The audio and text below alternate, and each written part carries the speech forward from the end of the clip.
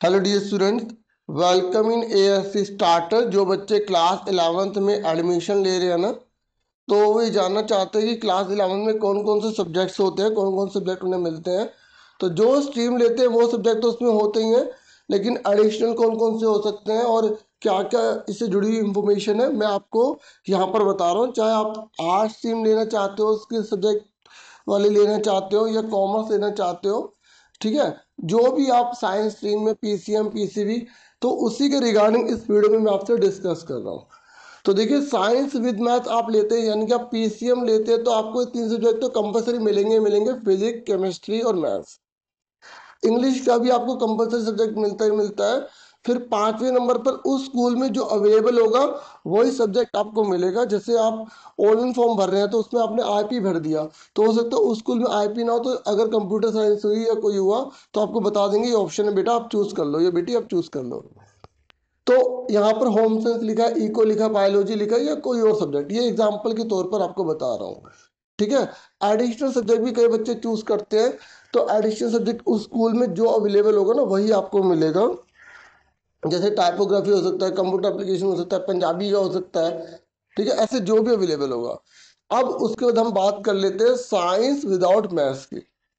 Science without math यानी कि हम बात कर रहे हैं पीसीबी की, फिजिक्स केमिस्ट्री बायो। तो ये तीन सब्जेक्ट तो आपको मिलेंगे मिलेंगे, फिजिक्स केमिस्ट्री बायो मिलेगी, इंग्लिश भी मिलेगी। तो पांचवें नंबर पर बच्चे होम साइंस ले सकते हैं, इको ले सकते हैं या कोई और सब्जेक्ट ले सकते हैं। हाँ, मैथ भी ले सकते हैं आप, ठीक है।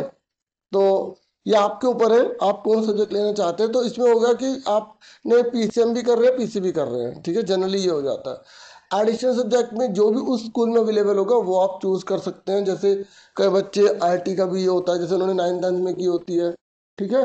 ऑटो मोटिव जो भी चीज़ें हैं तो वो आपको बताई जाएंगी वहाँ पर।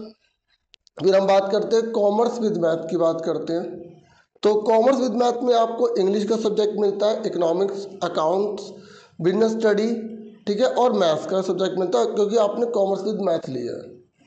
अच्छा, मैं आपको बता दूं कि इकोनॉमिक्स की बुक्स, अकाउंट्स की बुक्स, बिजनेस की बुक्स कौन सी होती हैं। तो आप जो है, मैंने वीडियो बना रखी है ना, शॉर्ट वीडियो, वो देख लेना, ठीक है। तो आपको काफ़ी हेल्प मिल जाएगी उस वीडियो से, ठीक है, शॉर्ट वीडियो में चेक कर लेना।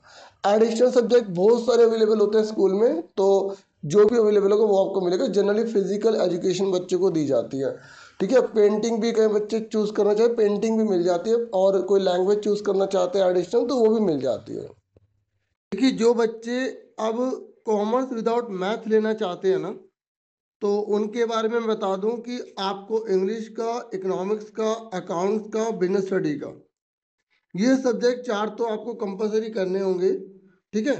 तो जो बच्चे हिंदी लेना चाहते हैं या इसकी जगह संस्कृत पंजाबी, तो उनको वो भी स्कूल में मिल जाती है, लेकिन ये आपको एक बार स्कूल से कंफर्म करना पड़ेगा, ठीक है। कई स्कूल जो होते हैं ना वो ऑप्शन दे देते हैं बच्चे को कि आप पांचवें नंबर पर कोई और सब्जेक्ट भी ले सकते हैं। और एडिशनल सब्जेक्ट में वही पंजाबी या उर्दू या संस्कृत, कोई लैंग्वेज का सब्जेक्ट ले सकते हैं, या फिजिकल एजुकेशन या कोई और सब्जेक्ट अगर अवेलेबल होता है तो वो उन्हें मिल जाता है। फिर हम बात करेंगे, इसके बाद हम बात करेंगे ह्यूमैनिटीज की। अब देखो, ह्यूमैनिटीज को एक है विद इको के साथ और एक है विदाउट इको, फिर उसके बाद स्किल सब्जेक्ट के रिगार्डिंग मैं बताऊंगा। अगर कोई बच्चा इकोनॉमिक्स को चूज करता है तो उसको इकोनॉमिक्स मिलेगी। अब यहाँ पर मैं क्लियर कर दूं, यहाँ पर आप ध्यान सुनिए। देखो, अगर इकोनॉमिक्स वाली आप स्ट्रीम को चूज कर रहे हैं तो उसमें इंग्लिश मिलेगी मिलेगी आपको। आप पॉलिटिकल साइंस, हिस्ट्री भी ले सकते हैं। अब कई स्कूल में पॉलिटिकल साइंस या हिस्ट्री में से कोई एक सब्जेक्ट नहीं होता, तो उसकी जगह उसे ज्योग्राफी या सोशियोलॉजी दे दी जाती है। और हिंदी की जगह वो संस्कृत, पंजाबी, उर्दू कोई ले सकता है, और एडिशनल में फिर कोई और लैंग्वेज या फिजिकल एजुकेशन वो ले सकता है। फिर हम बात करेंगे ह्यूमैनिटीज में विदाउट इकोनॉमिक्स। अब ह्यूमैनिटीज में विदाउट इकोनॉमिक्स में बच्चे को English, Hindi, political science, history, home science दे दी जाती है। और ये जो पॉलिटिकल साइंस, हिस्ट्री है ना, कई स्कूल में पॉलिटिकल साइंस अवेलेबल नहीं होती या कोई ये सब्जेक्ट अवेलेबल नहीं होता। तो अगर स्कूल में जियोग्राफी अवेलेबल है, सोशोलॉजी अवेलेबल है या कोई और सब्जेक्ट अवेलेबल है तो वो उसको प्रोवाइड कर दी जाता है। अब कई स्कूल जो होते हैं ना, बच्चों को इंग्लिश का सब्जेक्ट भी नहीं देते। अगर उसके इंग्लिश में बहुत ही ज़्यादा कम नंबर है तो उसको इंग्लिश की जगह कोई और लैंग्वेज चूज करने के लिए कह देते हैं। ठीक है, ये आपको स्कूल में जाओगे तो आपको वहाँ से अच्छे से इन्फॉर्मेशन मिलेगी। ठीक है, हर स्कूल का क्राइटेरिया, हर स्कूल के रूल्स रेगुलेशन कुछ लैंग्वेज या कुछ सब्जेक्ट के अकॉर्डिंग अलग अलग हो सकते हैं।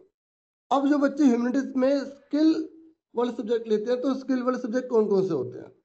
तो देखो, स्किल में short hand, typography, NCA, political science, history, इनमें से कोई जो अवेलेबल नहीं होगा वो नहीं मिलेगी। मैं आपको बता चुका हूँ ऑलरेडी, ज्योग्राफी हो गई, सोशियोलॉजी हो गई, या कोई और सब्जेक्ट हो गया, जो अवेलेबल होगा वो आपको मिल जाएगा। एडिशनल सब्जेक्ट में ज़्यादातर फिजिकल एजुकेशन ही होती है, पर ये जरूरी नहीं है।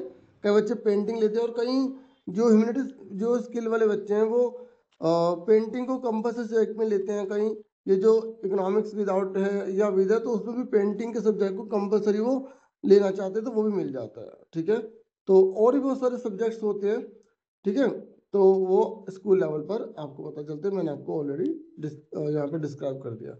अब देखो, मेरी आपसे एक रिक्वेस्ट है कि आप ना वीडियो को लाइक जरूर किया करो। ठीक है, इससे बहुत ज़्यादा बेनिफिट होता है, और बच्चों को बेनिफिट होता है, वीडियो आगे तक जा पाती है। और कमेंट भी किया करो कैसी लगती है वीडियो, क्या आप इसमें और देखना चाहते हैं, सजेशन वगैरह जो भी आप देना चाहें। तो इतना ही था इस वीडियो में।